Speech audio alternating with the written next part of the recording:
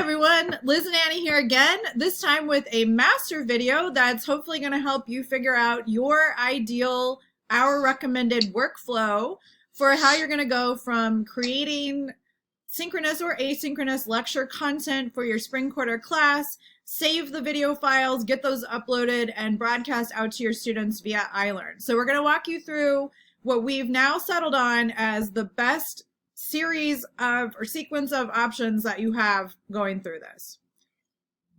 Okay, so Annie and I are in my Zoom room. We're the only ones in here. I'm actually gonna, I didn't think of this, but I'm gonna lock the meeting so you can watch me do that so no one can come in. Okay, no one but us, great. So the first thing I'm gonna do in here is start to record this Zoom meeting that we're having. So we're going to recommend that people record their Zoom lectures, Zoom meetings, any of the content that you're creating to the cloud. And that's for a variety of reasons, but I'm going to start that now. Okay, so now Annie may have gotten a little message that said you consent to be recorded because I have that set up by default. Awesome. And I'm going to share my screen. Okay. Cool. It's sharing. Awesome. And we can still see us over here. Cool. Okay, so the first thing you're going to do is go into your Zoom webpage settings. You're going to click on recordings. I'm already clicked on that. You're going to come over to settings. And we want you to make sure you're checking that a few things are enabled within the cloud recording, or else you're going to have problems later on. So right now, I could change this, but I'm having it record gallery view because both of us are talking, so that's fine. For my classes, I would probably check this too, so it'll give you two different views in your video output. Oh, I already walked through this in another video. You don't necessarily need it to give you all of these. I don't think you need to check it. You do probably want to ask for an audio file, blah, blah, blah. The really crucial thing, though, here is this audio transcript. So under Advanced Cloud Recording Settings, make sure you are asking for an audio transcript. That is the only way that Zoom is going to be able to help you close caption your recordings. So this process takes a little while. It's taking between like 2 and 3 days before we see any evidence of this auto-generated transcript for video files that we've recorded earlier this week, but it will do it. And once they exist, the Zoom video, so the recording of your Zoom room that's saved to the cloud, will have an option that lets you or your students select to see the closed captioning appear. So it will auto embed that in the video so that once it's ready, it's going to appear to students. So it's not instantaneous. It does take a few days, but once it's there, you'll be able to make your videos accessible. Okay. So I've talked about this in a previous video, but once I start teaching on Monday, I'm going to enable automatic recording so that I don't forget to do this in any particular class meeting. Okay, so you've got these. I'm recording this meeting now, so you'll be able to see it. What I want to show you, though, or what we want to show you is how you download these recordings once they're available, and then what do you do with them. So I'm going to recordings over here. I'm going to cloud recordings.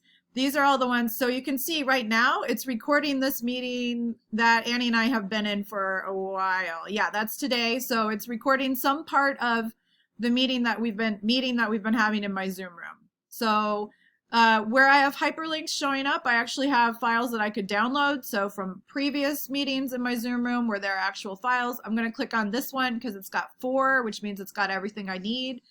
And it's got 2 separate recordings. So this is the one I want to use as an example for you. So I have a video file here, and so it's telling me like how my preference was set to shared screen with gallery view. So that's the video I have. I could click on it here and start it to show.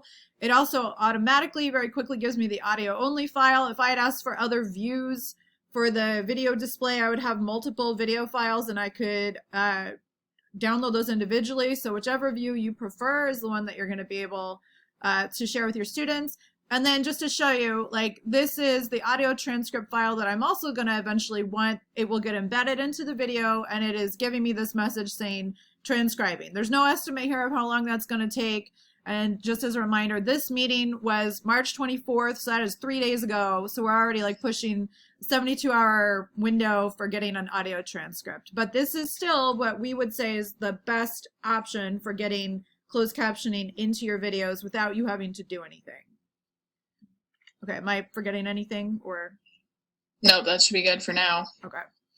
So what you can do is download a video. So I'm downloading that obviously just to my computer. I already have it on my desktop, so I don't actually have to wait for that one. But I want to make it available to my students in iLearn. So I'm going to go to my iLearn page for my class. I'm going to go to course materials. That's where I'm going to be putting all my lectures once I have this fully organized for them. I'm going to go to build content.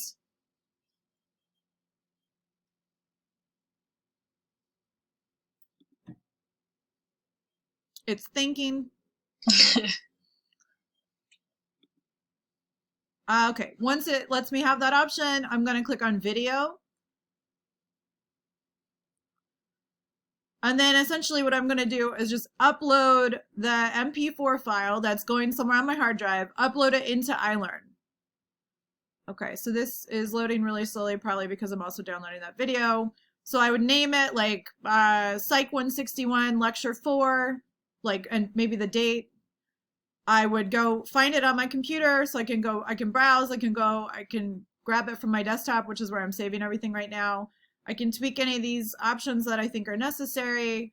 Permit users to view this content. This is like kind of the trick for everything in iLearn. Anything you're going to upload, any exams, any quizzes, any material that you eventually want your students to be able to see, which is probably most of your stuff on iLearn, this has to be set to yes. You can still block it and you can say it's not available until Thursday or it's not available until next week or whatever you want. So you can upload stuff all at once and then release it kind of in line with your class meetings or whatever you want it to be available to students. But you have to make sure that users are permitted to view the content, because if this is set to no, even if you have a date constriction on it, they'll never be able to see it.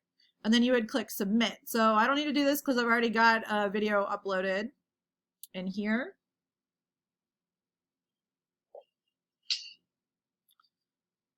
And then I can play it. This is my welcome video to my class, so I can just play it. Hi, I'm Professor Davis, and if you're seeing this video, you're enrolled for spring quarter. Great. Okay, so that worked fine to get a video uploaded into iLearn.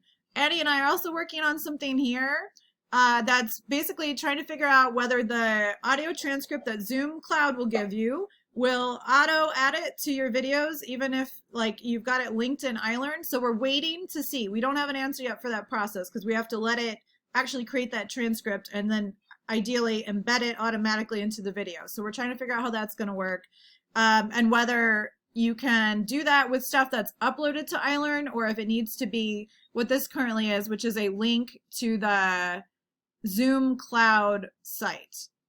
So I'm not going to play this. This is a different meeting that I just happened to record. But it doesn't yet give me an option down here in this portion of the screen to enable the closed captioning because that transcript is not done processing. So once it is, I'll have a different option here where I can click on a little button that says CC, and then I can select audio transcript CC, and it will like show the subtitles throughout the video. So we're testing that out, but that's not a thing that we have that we can recommend yet. Okay.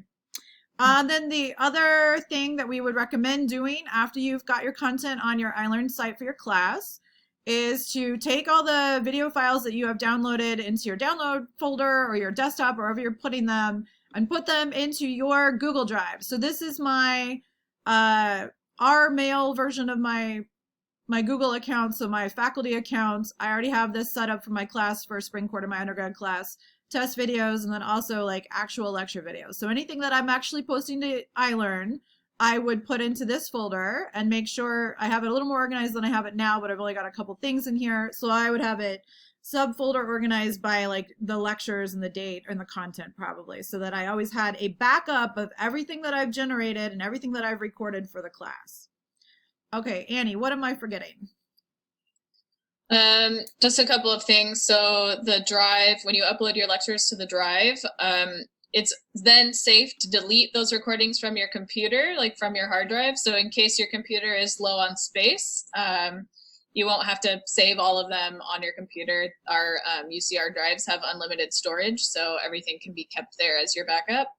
And the other thing is, Liz showed you this at the beginning of the video, but in order to have Zoom do the automatic transcription for you, it has to be recording to the cloud. So even though you're eventually saving these files to your computer to be able to upload them to iLearn, you have to have that cloud step first, or else they won't be able to automatically transcribe it. So just keep that in mind. It's kind of a weird multi-step process, but that's the constraint placed on us by Zoom. Yep.